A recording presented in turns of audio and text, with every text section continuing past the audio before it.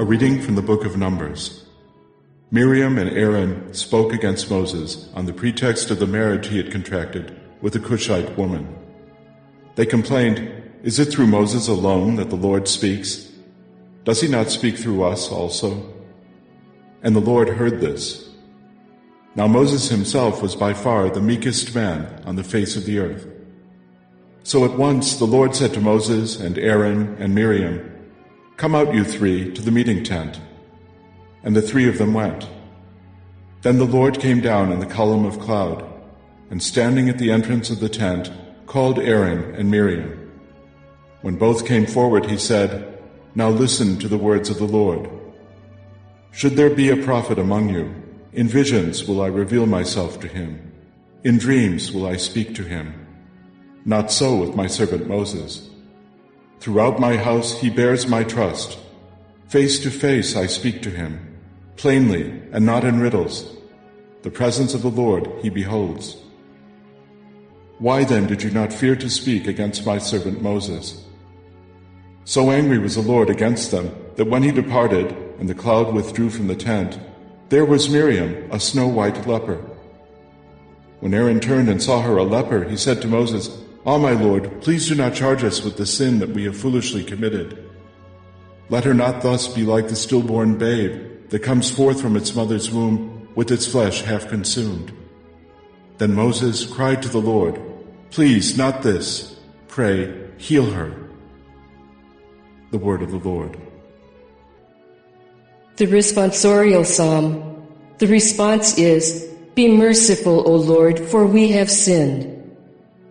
Have mercy on me, O God, in your goodness. In the greatness of your compassion, wipe out my offense. Thoroughly wash me from my guilt, and of my sin cleanse me. Be merciful, O Lord, for we have sinned. For I acknowledge my offense, and my sin is before me always. Against you only have I sinned, and done what is evil in your sight. Be merciful, O Lord, for we have sinned, that you may be justified in your sentence, vindicated when you condemn. Indeed, in guilt was I born, and in sin my mother conceived me. Be merciful, O Lord, for we have sinned. A clean heart create for me, O God, and a steadfast spirit renew within me. Cast me not off from your presence, and your Holy Spirit take not from me. Be merciful, O Lord, for we have sinned. A reading from the Holy Gospel according to Matthew. Jesus made the disciples get into a boat and precede him to the other side of the sea, while he dismissed the crowds. After doing so, he went up on the mountain by himself to pray. When it was evening, he was there alone. Meanwhile, the boat, already a few miles offshore, was being tossed about by the waves, for the wind was against it. During the fourth watch of the night, he came toward them, walking on the sea.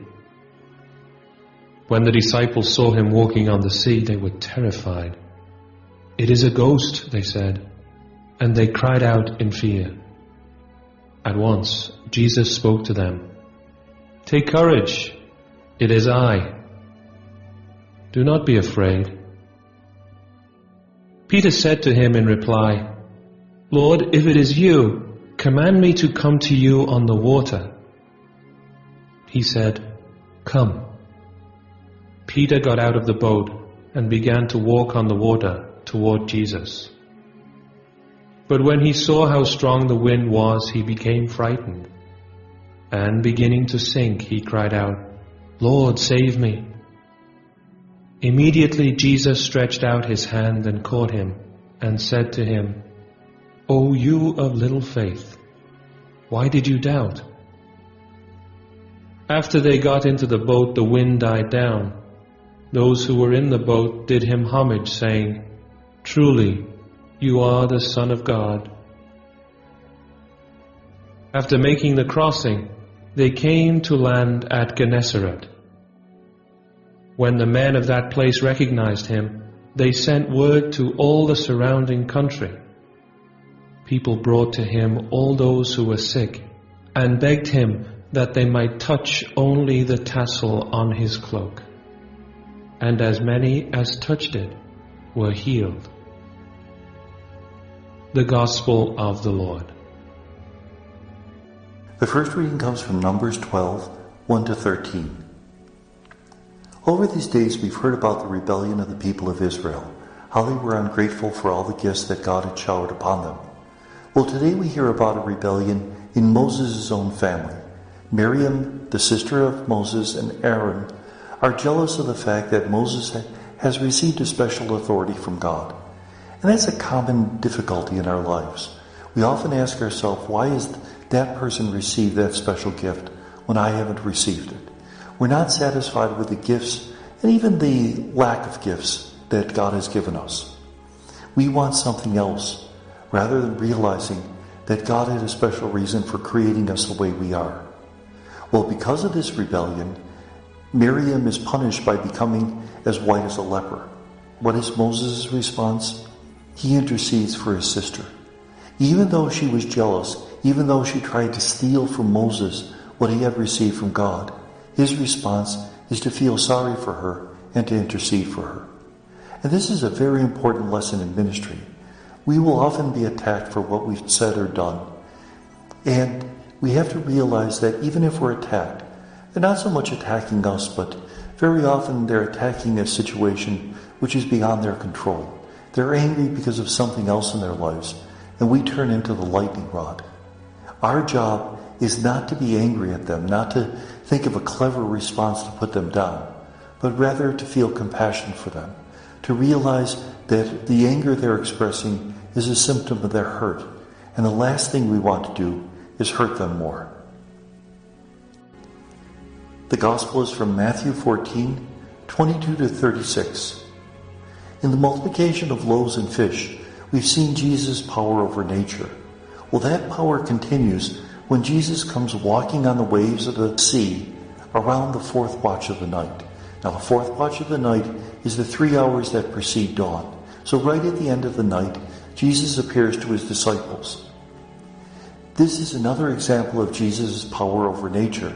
And this is even more significant because remember, for the Israelites, the sea was a reservoir of evil. It's where the ancient sea creatures, Leviathan, Behemoth, creatures of chaos dwelt. And therefore, if Jesus has power over the sea, he has power over those demonic forces. And this also is an allusion to Psalm 23. The Lord is my shepherd, I shall not want.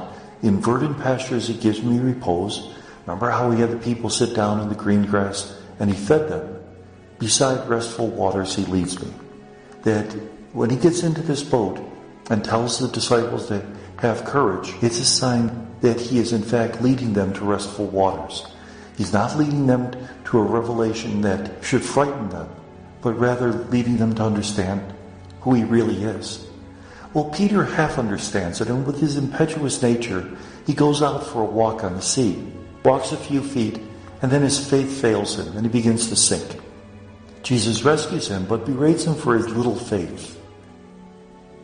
At one level, we should recognize that Peter did have a strong faith, but it wasn't an enduring faith. It was an impetuous faith. We have to have a faith which not only gets us to leave that boat, but also gets us to walk across the sea, to trust even when it doesn't seem possible. What is Peter's response to Jesus? You are the Son of God. Now remember, on its own, that title in the Old Testament didn't mean all that much. It simply means you're a hero of God. But when it's in this context, Jesus walking on the seas and therefore having authority over the demonic forces of the sea, and when he immediately goes to the seashore and begins healing people, it shows that Jesus has the very authority of God. So the title Son of God is no longer simply an honorific title, but an identification of who Jesus truly is, the only begotten Son of God. And may God bless us.